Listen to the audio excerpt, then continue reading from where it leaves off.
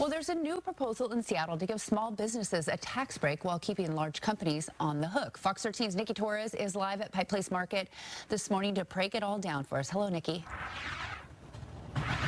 Aaron, good morning. Now, this idea is only in the proposal stage for now. However, if it were to be passed, that would mean that Seattle businesses, 90% of them who are all paying the business and operative tax, they would either no longer pay that tax or they would see a very significant reduction in paying that tax. So here's how all of this would work. The proposal would raise the exemption when it comes to the business and operating taxes from $100,000 to then $2 million.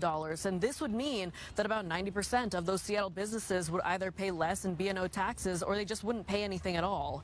Tax exemptions are for businesses below $2 million, but then tax increases are for businesses more than $12 million. Those taxes would annually generate $90 million. Now, this revenue would go towards local resources like housing and shelters.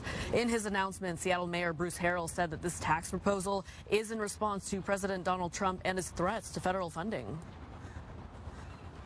We can't let these crucial services lapse because Trump withholds federal funds or because his tariffs and economic chaos drive revenues down.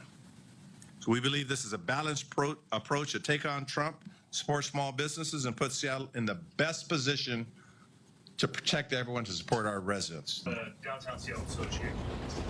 Some local businesses have already provided responses to the potential tax change. The owners of West Seattle Arcade say this would be a much-needed relief. The owner of a Seattle studio, Drag and Drop Creative, says as a small business owner in Little Saigon, the B&O tax exemption is the relief that they need to stay open and thrive.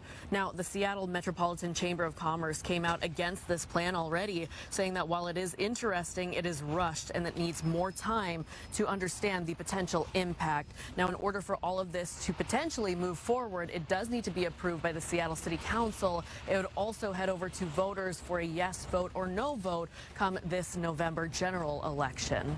We're live in Seattle. I'm Nikki Torres, Fox 13 News. Back to you in studio.